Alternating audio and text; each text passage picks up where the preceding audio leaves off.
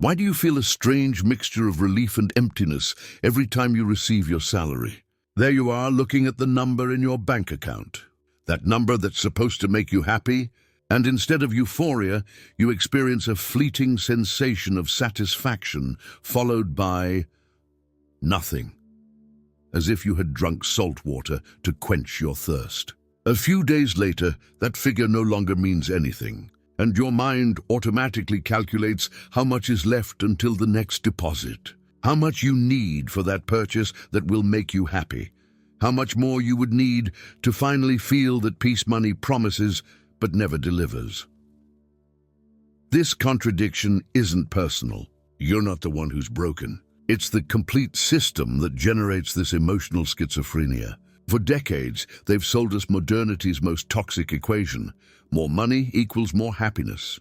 However, all psychological studies, all neuroscientific research, and the raw experience of millions of prosperous but miserable people confirm what Marx had already diagnosed more than a century ago. Money not only doesn't buy happiness, but systematically destroys it. Think about your current relationship with money, not as an abstract concept, but as a living force that permeates every decision you make. From the moment you wake up until you close your eyes, money dictates your movements like an invisible puppeteer. You get up to go to a job you might hate, but that you need to pay for a house where you barely have time to live, to buy things you thought you wanted, but that become irrelevant days after acquiring them. It's a perpetual cycle where you work to earn money, to buy things that compensate for the fact that you're working instead of living.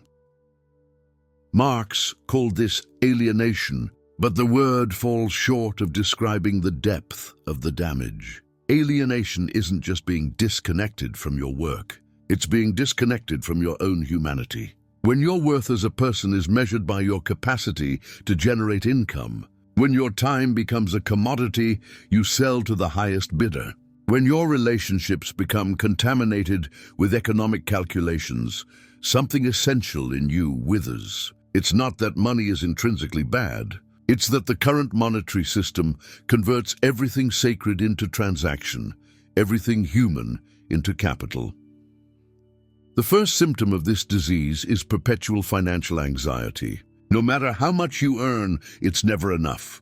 The rich fear losing their wealth, the middle class fears not progressing, the poor fear not surviving, all united in the same collective neurosis where money becomes the only valid language for measuring success, security, and even personal dignity. This anxiety isn't irrational. It's the logical response of an organism trying to survive in an environment designed to turn its life into merchandise. But there's something deeper and more disturbing in this dynamic. Money, in its current form, doesn't just buy objects. It buys identity. Each purchase you make is a vote for the person you think you should be. You buy that expensive clothing to feel successful, that car to project status, that house to demonstrate you made it.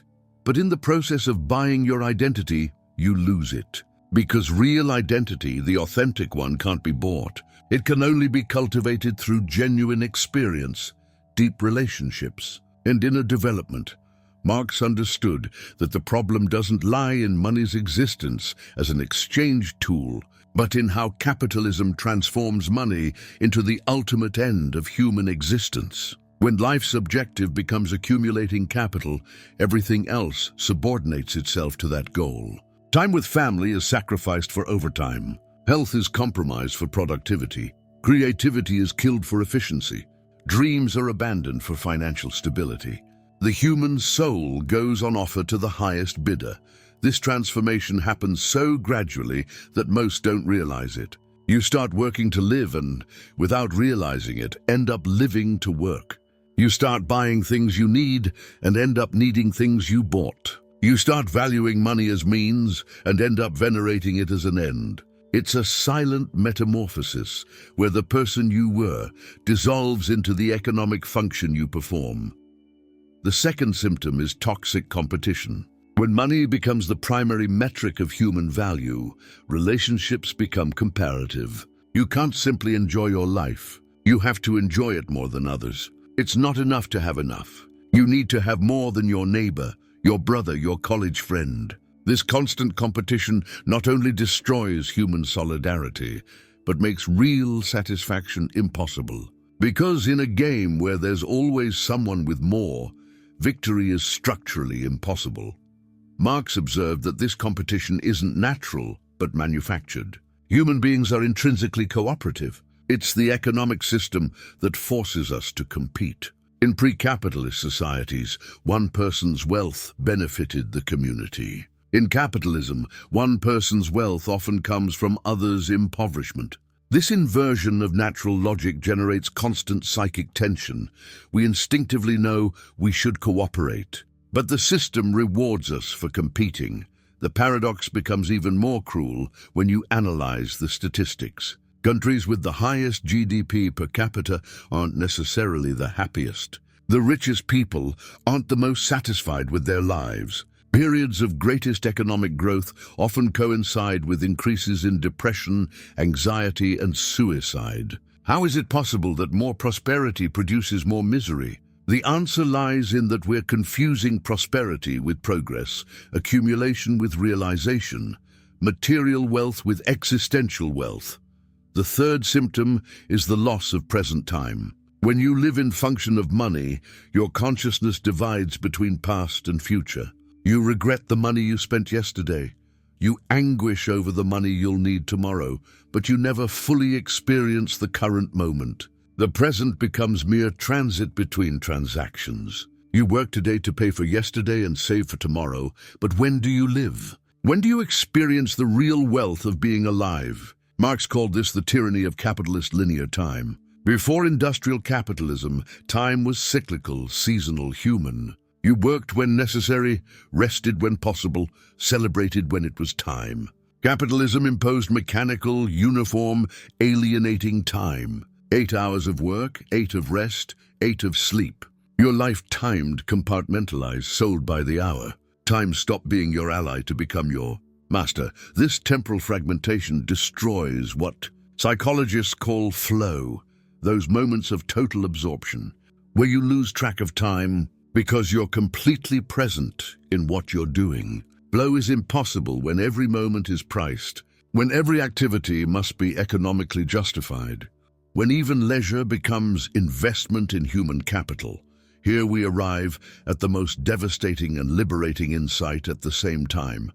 You're not poor in money, you're rich in life, impoverished by money. True poverty isn't the lack of material resources, it's the inability to experience the inherent wealth of existing. Each sunrise is a free gift you can't buy, but often ignore, because you're thinking about bills to pay. Each genuine conversation with a loved one is more valuable than any stock market investment. But we relegate it to free time between productive activities. The revolution you need isn't external but internal. It's not about abolishing money overnight, but about abolishing money's tyranny over your consciousness. Marx wasn't a utopian dreamer. He was a brutal analyst of reality. And the reality is that while you allow money to define your value, your time and your decisions, you'll be free only in theory, but slave in practice. The fourth symptom is the substitution of being for having. Your identity is built on possessions instead of experiences, on what you accumulate instead of what you are. I am what I have becomes the unconscious mantra guiding every decision. But possessions are external, temporal, fragile. They can be lost, stolen, devalued. When your sense of self depends on such unstable things, you live in constant terror. It's not paranoia. It's the inevitable logic of having built your identity on quicksand. Marx understood that this substitution isn't accidental, but systematic. Capitalism needs you to confuse having with being because a system based on infinite growth requires consumers who are never satisfied. If you were happy with what you have, the system would collapse. That's why advertising doesn't sell products. It sells dissatisfaction. It shows you everything you lack, everything you could be if you just bought the right thing. This manipulation is so subtle that most experience it as personal desire. You think you want that car, that house, that brand, when actually you've been programmed to want them. Your desires aren't yours. They're the product of algorithms designed to convert your dissatisfaction into others' profit. It's a form of mental colonialism where your own mind becomes territory conquered by commercial interests. The fifth symptom is structural loneliness. When everything becomes commodified, including human relationships, authentic connection becomes increasingly rare. Friendships are evaluated by networking potential. Romantic relationships become contaminated by economic considerations. Even family becomes an economic unit where each member must contribute to justify their place. This loneliness isn't the simple absence of company. It's the presence of empty connections. You can be surrounded by people and feel profoundly alone because all your interactions are mediated by money. The waiter doesn't smile because they like you. They smile because they depend on your tip. Your boss doesn't value your creativity. They value your productivity. Your friends don't seek your company. They seek your social utility. Marx saw that this commodification of human relationships was perhaps capitalism's deepest damage. Human beings are essentially social. We need authentic connection to thrive. When that connection becomes transactional, something fundamental in us breaks. It's not that we're antisocial. It's that we live in a system that turns sociability into merchandise. But here comes the transformative revelation that can change everything. Money was never the real problem. Money is just the visible symptom of a deeper disease, the loss of connection with your essential nature. You are a being infinitely rich in potential, creativity, love, wisdom, capacity for wonder, but you've been conditioned to believe your wealth depends on numbers in a bank account. True wealth isn't measured in possessions, but in presence. Not in what you have, but in what you're capable of experiencing. A billionaire who can't enjoy a sunset is poorer than a homeless person who finds beauty in clouds. A CEO who can't genuinely connect with another human being is more miserable than a penniless artist full of passion for their art. Marx spoke of alienation, but also spoke of the possibility of reconnection. Reconnection with your work, choosing or creating activities that express your authentic nature instead of just generating income. Reconnection with other human beings, relating from curiosity and affection instead of mutual utility. Reconnection with nature, remembering you're part of a larger ecosystem that doesn't function with market logic but with interdependence logic. Reconnection with yourself is perhaps most crucial. Beneath all layers of economic conditioning, beneath all purchased identities, beneath all financial fears, there's a real person with real desires, real talents, real capacity to experience joy without buying it. That person doesn't need to be rich to be happy. They need to be authentic. The path toward this authenticity doesn't require you to renounce money completely, although some do and find great freedom in it. It requires you to change your relationship with money from worship to tool, from master to servant, from identity to resource. This means making decisions based on your real values instead of social pressure. It means distinguishing between genuine needs and manufactured desires. It means remembering your time is more valuable than any salary, because time is literally your life. It also means developing what Marx called class consciousness, but not just in economic terms, but existential ones. Recognizing that most people are trapped in the same illusion, struggling with the same contradictions, suffering the same existential emptiness disguised as ambition. This understanding generates compassion instead of judgment, solidarity instead of competition. The daily practice of this new relationship with money begins with small acts of rebellion, saying no to impulsive purchases and yes to meaningful experiences. Choosing time with loved ones over time at work. Valuing personal creativity even if it doesn't generate income. These aren't acts of irresponsibility, but responsibility toward your true nature. Marx knew real change isn't just individual, but collective. The more people awaken to the falseness of the money-happiness equation, the more pressure is exerted on a system that depends on that confusion to function. Your personal liberation contributes to broader liberation. Your refusal to participate in toxic competition inspires others to question their own golden prisons. The true revolution isn't made in the streets, but in consciousness. Every time you choose connection over consumption, every time you prioritize being over having, every time you find joy in the free, a sunrise, a deep conversation, a moment of creativity, you're voting for a different world. A world where wealth is measured in existential fullness, where success is defined by the capacity to love and be loved, where prosperity means flourishing as a complete human being. Money will continue to exist. You'll continue needing it to function in current society, but it will no longer be your secret god. It will become what it should always have been, a tool to facilitate exchanges, not your existence's purpose. Like a hammer serves to nail, but you don't define your worth by your skill with hammers. Money can serve you without defining you.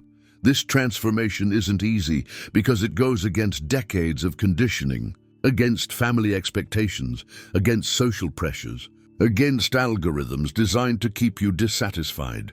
But it's possible because it corresponds to your deepest nature. Deep down, you know you're more than your bank account, that your life is worth more than your salary, that your happiness can't be bought in any store. Marx saw the future not as utopia, but as possibility. The possibility of human beings free from money's tyranny, connected with their work, with others, with nature, with themselves. That possibility lives in you. Every moment you choose consciously, every decision you make from your real values instead of financial fear, every instant of full presence you experience without buying it, you're embodying that freedom. You don't need to wait to have more money to be happy. You don't need to wait for the system to change your relationship with it. You don't need to wait for permission to value your time, your energy, your attention as the irreplaceable treasures they are. The revolution begins now, in your next decision, in your next thought, in your next conscious breath. If this message resonated with you, if something inside you moved upon recognizing your own experience in these words, share it with someone who is also struggling with this contradiction. Because to the extent that more people awaken to the possibility of a life rich in experience, though not necessarily in money, we all free ourselves a bit more from the golden prison we've built collectively. Your awakening is also ours. Your freedom contributes to everyone's freedom.